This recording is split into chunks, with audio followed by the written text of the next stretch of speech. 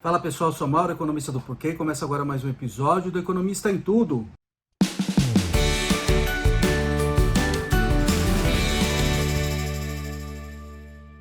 Começa o ano hoje para valer, aqui no Porquê, dando sequência aos vídeos. Vamos falar de um assunto que a gente terminou o ano passado falando e vai continuar falando desse ano, que é a inflação. Pô, cara, de novo, cara! O Brasil fechou o ano, saiu o último dado lá de dezembro do IPCA, que é o Índice de Preços ao Consumidor Amplo, né, que é o principal índice de inflação no Brasil, e que o Banco Central usa nas suas decisões de política monetária, né, dentro do sistema de metas de inflação. E aí fechou o ano passado, 2021, mais que 10%, né? E de longe furou a meta de inflação do Banco Central, né? Então a meta do ano passado era 3,75, com um intervalo de tolerância de 1,5 para cima e para baixo. Então o teto desse intervalo era 5,25. Tá? E a inflação observada no fim das contas foi 10, tá? Mais que 10 na verdade, 10 e um pouquinho. Então aí vem toda essa discussão agora, que está acontecendo, né? Muito do que está acontecendo é comum ao mundo todo, tá? Você vê inflação alta nos Estados Unidos, você vê 7%, na casa dos 7%, na zona do euro e assim por diante, tá? Então muito do que está acontecendo é uma coisa mundial, mas assim, o Brasil é mais alto do que o resto do mundo também, né? Então isso é uma coisa, tem coisas locais também, né? Que estão por trás disso, a disparada do câmbio, por exemplo, instabilidade política dentro do país, depois instabilidade com relação às regras fiscais que a gente viu no ano passado, relaxamento do teto dos gastos. Tudo isso puxa o dólar para cima e também contribui para a inflação, né? Então tem coisas locais também que estão por trás disso. O que eu gostaria de enfatizar nesse vídeo é uma comparação que tem aparecido por aí com outro país de renda média, que está com uma inflação muito alta também, na verdade muito mais alta que o Brasil, né? Que é a Turquia. A Turquia está com inflação passando de 30% no ano passado. E aí será que o Brasil é parecido com a Turquia? São dois países de renda média, né? Com países que têm bancos centrais, cuja uma preocupação importante desses bancos centrais é manter a estabilidade de preços. Será que o Brasil tem parecido com a Turquia? A resposta é não muito, tá? É muito diferente, na verdade. Então vamos falar um pouquinho sobre a inflação no Brasil e sobre a reação do Banco Central. Eu vou comparar com o que está acontecendo lá na Turquia. Lembrando, o Brasil está com 10%, é uma inflação alta, mesmo é alta, tem esses fatores externos, mas é alta comparado a outros países. E a Turquia está muito mais alta, na verdade, né? Está na casa de 34%. Tá? E já estão se falando a 50% no ano que vem, né? Nesse ano agora de 2022, tá? Então o que a gente observa no Brasil? A gente viu ali durante o ano de 2020, com os efeitos mais pesados da pandemia, a gente vê a economia lá no chão, né? Os efeitos da pandemia, as medidas necessárias para contê-la. E em cima disso também você tem a inflação despencando também, né?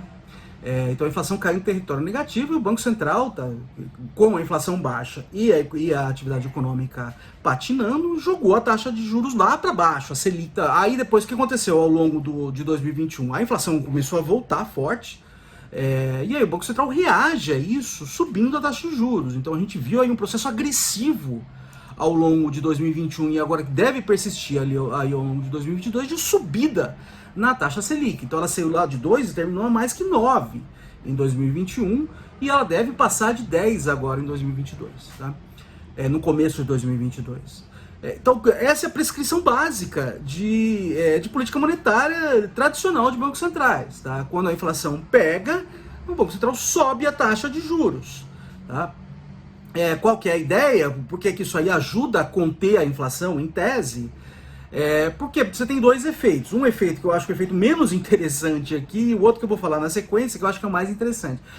O menos interessante é o efeito tradicional, que o que você faz? Você sobe as taxas de juros, você dá uma esfriada na economia, né? Porque aí você torna investimento mais caro, você torna compra de duráveis parte dos consumidores mais cara também, né?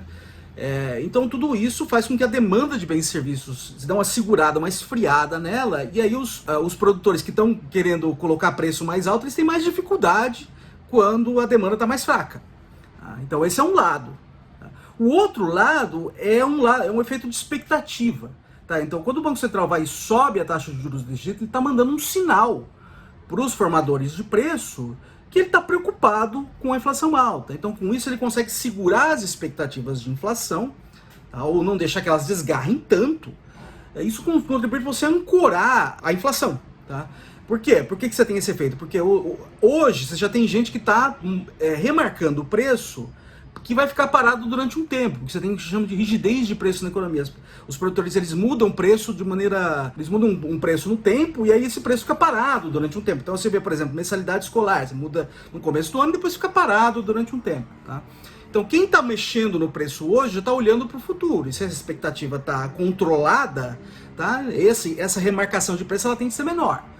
Então esse é o controle das expectativas que o Banco Central faz. Ele sobe a taxa de juros, ele manda esse recado para quem está mexendo em preço, que ele está preocupado com a inflação, e isso ajuda a segurar as expectativas. Tá? E isso é o que a gente está vendo no Brasil, a gente está vendo em muitos outros países do mundo também, principalmente países emergentes, subidas agressivas na taxa de juros, e a gente vê sinalizações já de países mais ricos que devem fazer também. Então essa é a prescrição usual que a gente está observando no Brasil, é isso. Tá? Tem boa parte dessa inflação que tá aí, é muito difícil de controlar, porque são esses choques de oferta que a gente observou aí ao longo do ano anterior.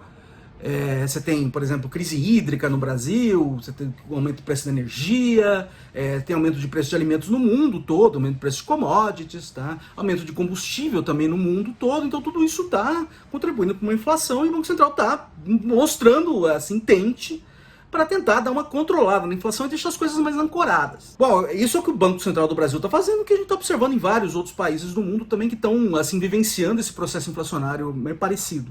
Olha, a gente olha para a Turquia, completamente o contrário. Tá? O Banco Central da Turquia, na verdade, está baixando taxas de juros no meio de um surto inflacionário.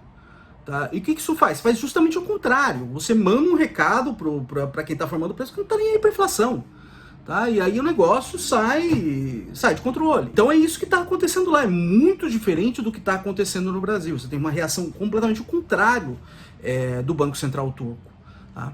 A gente vê um dedo forte do presidente Erdogan da Turquia ali no Banco Central. O Erdogan já sinalizou várias vezes que enxerga a taxa de juros como a mãe de todos os males, disse isso mesmo, e aí ele acabou mexendo ali na diretoria, mandando embora alguns diretores do Banco Central turco. Nos bastidores dizem que eles eram contra essa queda na taxa de juros. Tá? Então você vê uma interferência direta ali do presidente na política monetária, e isso também contribui que as expectativas saiam fora de controle, e aí você tem uma inflação alta desse jeito. Então é muito diferente o que está acontecendo no Brasil e o que está acontecendo na Turquia. Outra coisa no Brasil que é diferente, assim, mesmo que o presidente Bolsonaro queira mexer no Banco Central, ele não pode mexer na diretoria do Banco Central. Tá? Por quê? Porque agora o Banco Central é autônomo. Teve uma aprovação de uma lei recente, que foi sancionada pelo próprio presidente Bolsonaro, que agora os mandatos dos diretores do Banco Central eles não coincidem mais com o mandato do presidente. E eles têm mandatos fixos, então o presidente Bolsonaro, mesmo se ele quisesse fazer isso que o Erdogan fez, ele não pode por lei. Então a situação no Brasil é uma situação de inflação alta, é uma situação ruim para todo mundo, está aumentando o custo de vida para as pessoas, principalmente para as pessoas mais pobres. Boa parte disso é choque externo, tá? Tem coisas internas também, mas na hora que a gente compara com a Turquia, que é um outro país que suscita várias comparações com o Brasil, por ser um país de renda média e por ser um país também que tem uma inflação mais alta também, o cenário é completamente diferente. Tá? Você tem um Banco Central lá agindo de maneira completamente contrária da prescrição usual para conter um surto inflacionário, e basicamente mandando o sinal que não está nem aí para a inflação, e aí as expectativas realmente saem fora de controle, o negócio se desancora completamente. E a gente vê uma interferência muito forte do executivo lá que a gente não enxerga aqui. É isso aí, pessoal. Muito obrigado por ter assistido o vídeo. A gente volta a conversar mais na semana que vem. Dá uma olhada no nosso canal, tem bastante conteúdo lá. O endereço é www.porquê.com.br. A gente também está nas redes sociais, está aqui no YouTube, no Facebook, no Instagram e no Twitter. E é isso aí. Até semana que vem. Um abraço.